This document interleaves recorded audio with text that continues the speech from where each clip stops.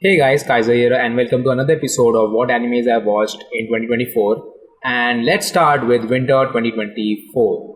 So in winter 2024, I actually started with Solo Leveling, and I must say that it had a lot of action. It was action packed, the animation was good, the soundtrack was good, and overall it was a good shonen.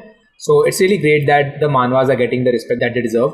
So I'm really optimistic about the future of manhwas and their adaptation. Then I also watched Classroom of the Elite season 3, and I think the bar for Classroom of the Elite has been going down for me. Like, I really enjoyed season 1, but other than that, like, I've been not that keen on watching it.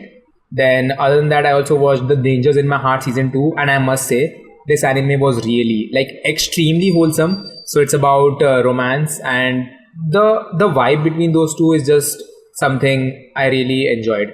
Now coming to spring 2024. So of course we had the big hitters coming in this season, like we had Demon Slayer. So I watched Demon Slayer season 3, and it was good. I must say it was like good. It was a training arc, so not much to say about it. Like the final scene when our very own Michael Jackson does that walk, that scene was really epic, and it was like memeing on a lot of anime pages. So I really enjoyed that scene. I also watched Kaiju number 8, and I really enjoyed Kaiju number 8. The animation was good, the soundtrack was good, and it was just like a really good shonen. Like, because it was also because I'm getting older, so I'm resonating more with such characters. So I really enjoyed it. So I'm looking forward for another season if it has something in the pipeline. Then I also watched Konosuba, and Konosuba was just amazing as it was in the earlier two seasons. The season 3 was back again with a lot of fun, with a lot of drama, with a lot of their whole antics. I really like that. Then of course we had Mushoku Tensei. So I loved Mushoku Tensei. This was a really good season for me. The whole character arc with Rudy and his father, it was just amazing. I mean, not much to say about it. I really liked it, and of course the whole thing with Roxy. So I loved Mushoku Tensei. I also watched My Hero Academia season 7, and it was a good season, I would say. It was decent, better than the previous seasons in my opinion. There was a lot of action, there was a lot of character arcs which are ending, so I like that. Windbreaker was another one such anime which I really enjoyed. Like, it had kind of like Tokyo Revengers vibe for me, but it was more on the fighting aspect which I liked. So yeah, it was like decent for me. Then I also watched Spice and Wolf the remake. So Spice and Wolf, I really enjoyed the first arc, the first 12 episodes. The ending 12 episodes for me were kind of weak. So yeah, that's my opinion on that. And in summer 2024, I watched Oshinoko second season. It was decent. It ended on a cliffhanger, so I'm awaiting more. And as of this recording, I heard that the manga has ended and the fandom is going crazy over it. So let's see how it turns out.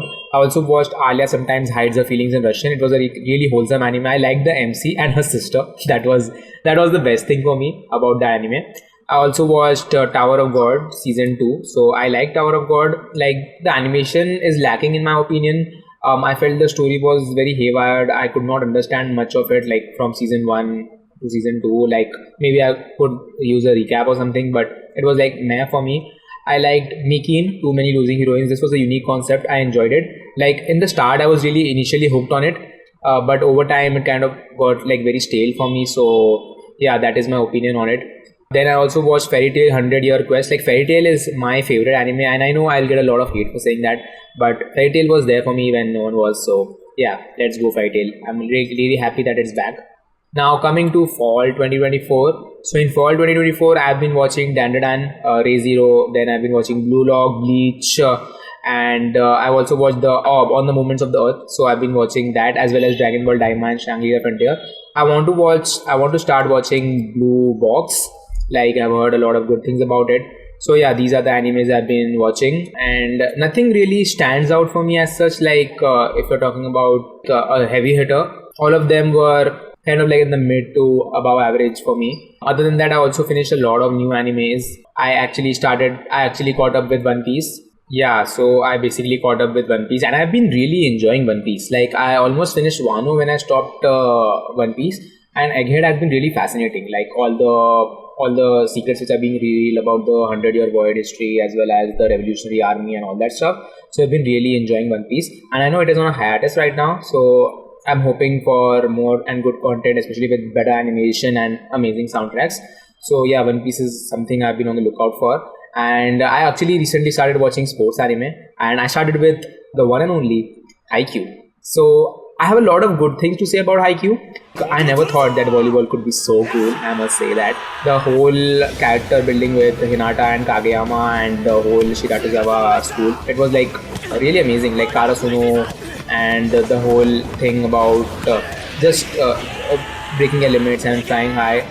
The show was really amazing. Like I really started enjoying and getting into it around season 2 mark when they entered the competition after the inter high. And of course, my favorite character from all of Haikyuu is definitely Oikawa. Like I love Oikawa. The way he is, the way he can like calculate and understand people's emotions and bring the best out of his team. He is by far my favorite character. Like just the ability, like he knows he's not the best. Like he might be in the 95th percentile of volleyball players, and the others might be like more talented or more genius in his words. But the way that he can bring out the best in his team, and he understands how to play, how to understand the other people, and how to understand his own team is just something amazing and mind-boggling. Like he is probably the best semi-villain, if I had to say that. I must say, like he is my favorite character. So yeah, that is it from my end, and let me know what you guys watched in this year. So yeah, thanks for watching.